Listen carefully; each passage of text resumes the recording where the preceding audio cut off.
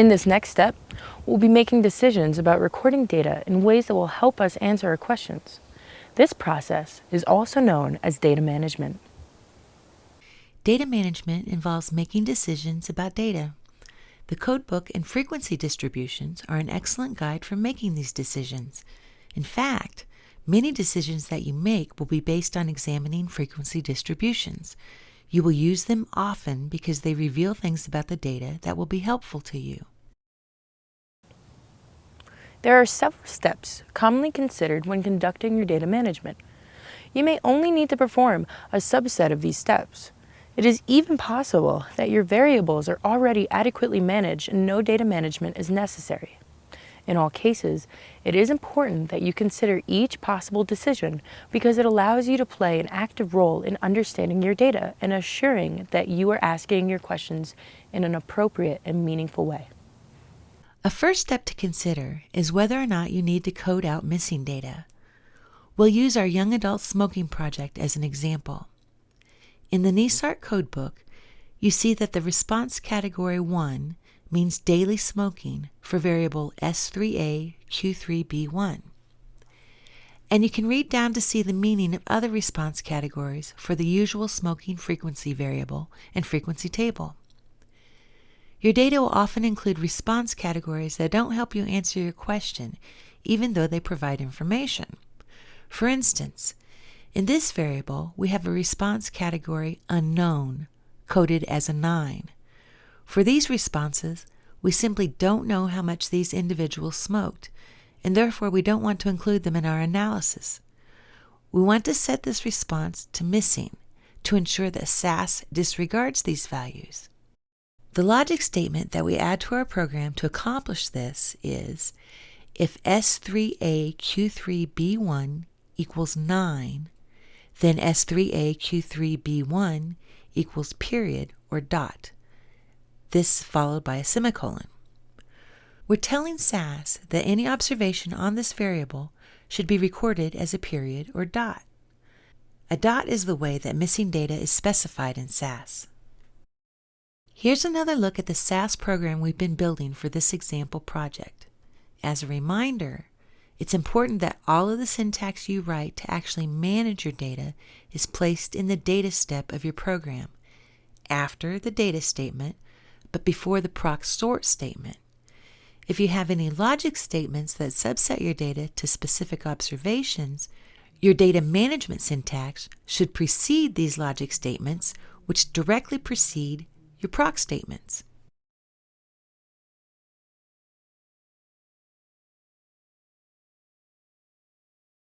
To check that this logic statement accomplishes what we intended, we're going to comment out the variables in the table statement for all but the smoking frequency variable S3A Q3B1. Given that the syntax that we included in the comment is listed in green font, now none but the smoking frequency variable will be read by SAS when the program is run. So at this point, we're going to save and run the program and replace the results from the previous run.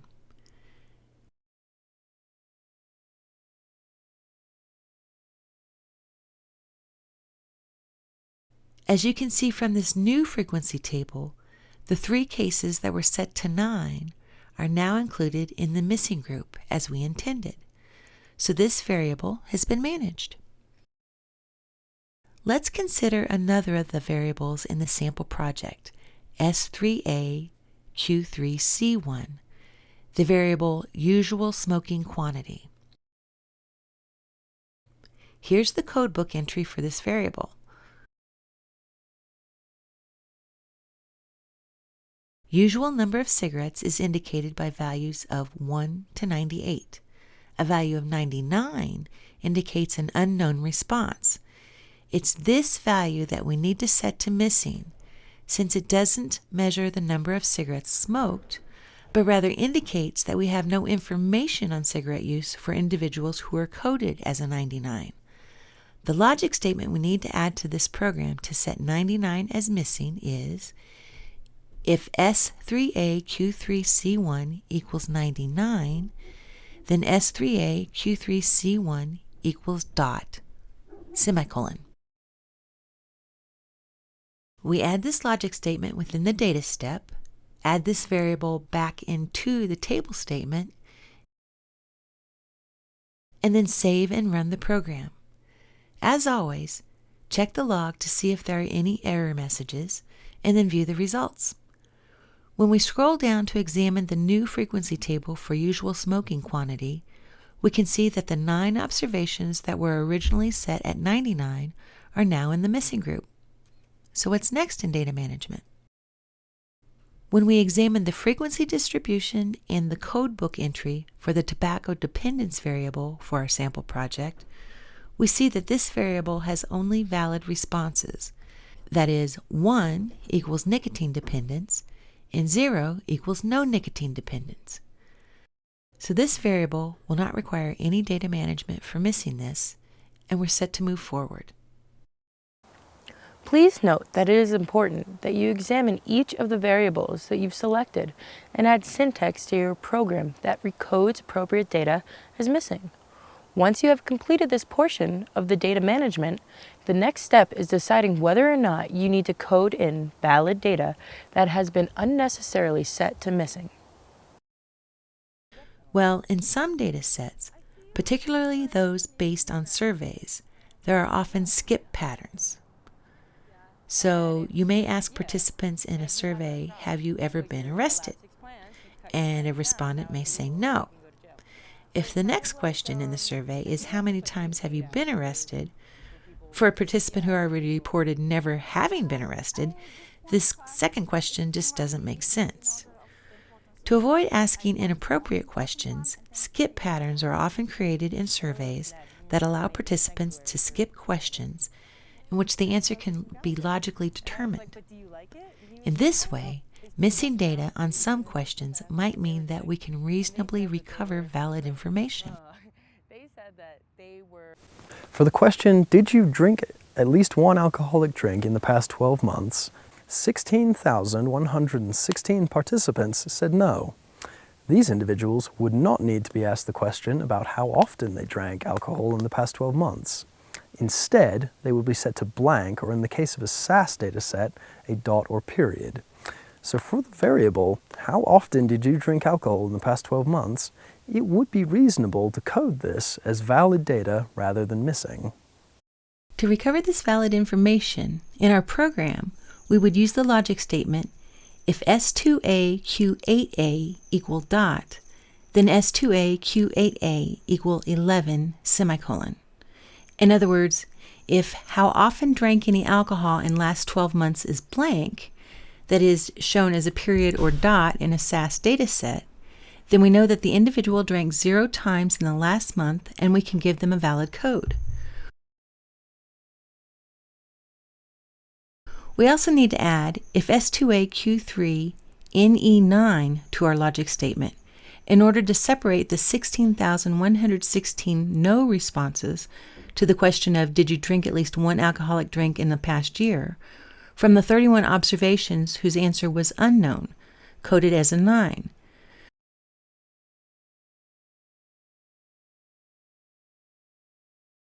So the complete logic statement is, if S2A Q3 NE9 and S2A Q8A equals dot, then S2A Q8A equals 11 semicolon. So here, rather than left as missing, we're adding a category to this variable with the dummy code of 11 to indicate those participants who did not drink alcohol in the past 12 months. Another very useful step in data management is to give your variables response codes that may be more logical than those they were originally given. For my variable, usual smoking frequency, you can see from the codebook entry that lower values mean that the respondents smoked more, and higher values means the respondents smoked less. Perhaps this seems counterintuitive to you.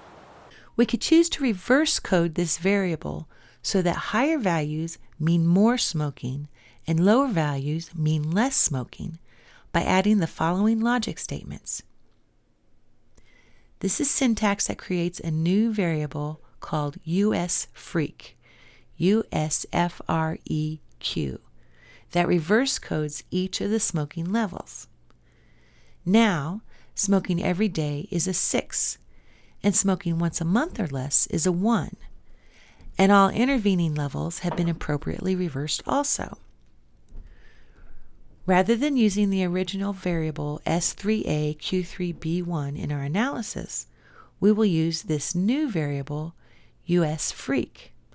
However, it's important to add these details to the codebook and to the program so there's good documentation of this decision as we move forward. But there's actually another option that may be even better for giving this variable codes that are maximally appropriate. In a way, dummy codes 1 through 6 are unnecessarily categorical, given that how often you smoke is generally a quantitative variable, and it may be reasonable to recode the variable in order to capture more of its quantitative features. To do this, we choose values that reasonably correspond to the number of times each individual smokes in a usual month. So someone who reports smoking every day could be said to smoke cigarettes on 30 days in a usual month.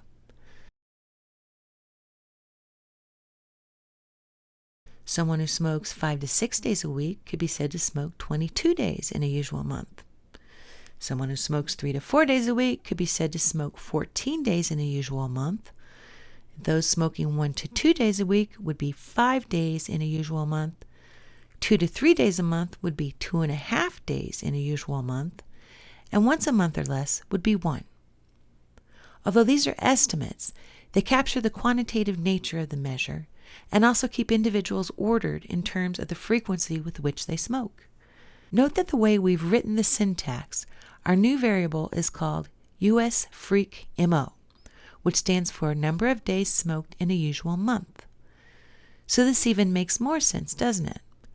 What we've basically done is to spread the measurement of smoking frequency out in a meaningful way, so that while it's a categorical variable, we're actually getting more information out of it than we had originally been given. And when we add this syntax to the program and request a frequency table, the table now describes the sample of 1,706 young adult past-year smokers somewhat more clearly by showing the numbers and percentages of individuals who smoke these approximate number of days in a usual month. You can see that the vast majority of the sample, 1,320 individuals, or 77.51%, smoked 30 days a month. Fewer than 5% smoked 1 or fewer cigarettes a month. One of the later steps in data management is evaluating whether you might want to create secondary variables. Secondary variables are variables that include information from 2 or more primary variables. We can create secondary variables by using a mathematical or logical operation on 2 or more variables.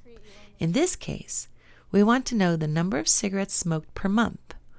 We know the number of days smoked each month, and our new variable, USFreakMO, gives us an estimate of the quantity smoked.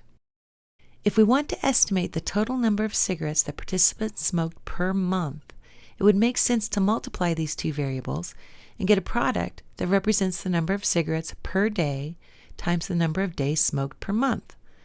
Let's call this new variable numsigmo_est, which stands for the estimate of the number of cigarettes smoked per month. So the syntax would be numsigmo_est equal to USFreakMO asterisk S3A Q3 C1 semicolon. If we add this line of code to the program and ask SAS to show us the frequency distribution for this new variable, numsigmo_est, is a quantitative variable that ranges from 1 to 2,940 with 9 missing observations. So how can we check to make sure that this new secondary variable was created as we intended? For this, we're going to learn a new SAS procedure.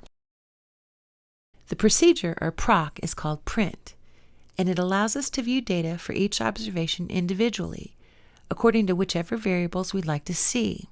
So, after the data step and after the proc sort statement, in the section of the program where we ask SAS for specific results or output, we're going to add the following syntax: proc print semicolon var, indicating variable, followed by a list of variables that you would like to examine for each observation or individual. Since we want to see if the new variable, number of cigarettes smoked per month, is indeed the product of multiplying frequency per month and number of cigarettes per day, we include the following variables: US Freak MO, S3A Q3C1, and the new secondary variable numsig MO underscore EST. As always, end the statement with a semicolon, and after saving and running the program, first check the log for errors and then view the results. For the print procedure, the output looks a bit different. The rows represent individual observations similar to the data set itself, and the columns show the values for the specific variables. Looking over these values for a handful of individuals, we can see that, in fact, our new secondary variable does indeed show the value of number of days smoked per month times number of cigarettes smoked per day. Remember that whenever you're conducting data management, it's important to find a way to check for errors at each step of the process. So what if you want to combine more than two variables? A good example of this would be creating a single secondary variable to characterize ethnicity from a number of separate primary variables available in the AdHealth data. In AdHealth, race or ethnicity are measured by a series of questions, coded 1 if yes and 0 if no. Since adolescents in this sample could have indicated more than one race or ethnicity, we could decide to characterize those adolescents who indicate multiple racial or ethnic groups separately from those who could be characterized with a single ethnicity. To accomplish this, the first thing to do is sum the variables to get a new variable, which we'll call numEthnic. That indicates the number of race or ethnicity variables that were endorsed. The syntax would include the new variable's name equal to sum, open parens, of, and then each of the variables listed with only a space between them, followed by a closed parens and a semicolon. Next, we add logic statements that create a single secondary variable that characterizes each adolescent's ethnicity. So, if numEthnic is greater than or equal to 2, then the final ethnicity variable, which is called ethnicity, is equal to 1, indicating multiple racial or ethnic groups endorsed. Else, if H1GI4 equals 1, then ethnicity equals 2, which means only Hispanic or Latino ethnicity was endorsed. Else, if H1GI6B equals 1, then ethnicity equals 3, only Black or African American ethnicity was endorsed. Else, if H1GI6C equals 1, then ethnicity equals 4, only American Indian or Native American. Else, if H1GI6D equals 1, then ethnicity equals 5, Asian or Pacific Islander only.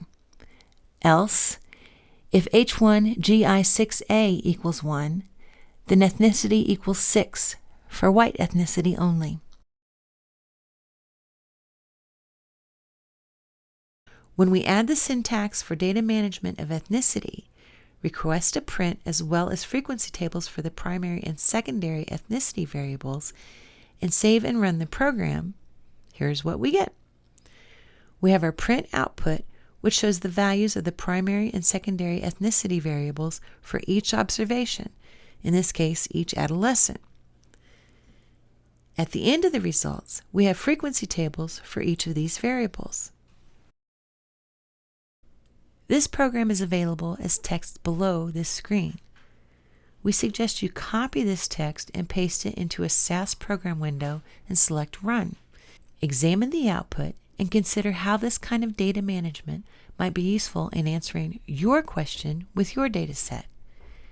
This example should help you make the needed connections between data management decisions and syntax. Once you've created the secondary variables that you feel you will need, you can also consider whether any of your quantitative variables or categorical variables need to be further grouped or binned. As an example, we're going to show you how we might choose to group age in the NESARC sample. If, rather than looking at age as a quantitative variable, we may want to compare age groups categorically.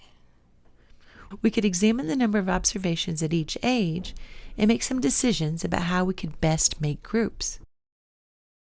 Here's the frequency table for age in our young adult past year smoking sample. The cumulative percent column displays percentiles that can help you divide the sample into a specific number of equal parts. If we wanted 4 age groups, we would look for cumulative percentages that are closest to 25%, 50%, and 75%. If we wanted 3 age groups, we would look for cumulative percentages that are closest to 33% of the sample and 66% of the sample. This is the syntax that would create a categorical variable that divides the sample into roughly 3 equal size age groups.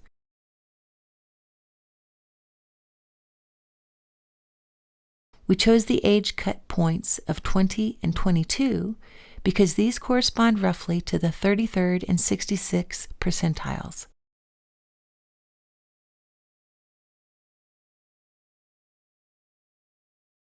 The frequency distribution table for our new variable age group shows the 3 age groups and the percentage of observations in each group. Now that you've seen a number of different data management decisions that could be made, I hope that you're ready to take on your own, which you will do in the next assignment. How much data management you will need for your own variables will depend on the variables that you've selected and the decisions you've made about them. Some may choose to only code out missing data, while others may need to or want to do more. Data management is a part of the research process that you can and will return to again and again as you learn more and are able to make better decisions.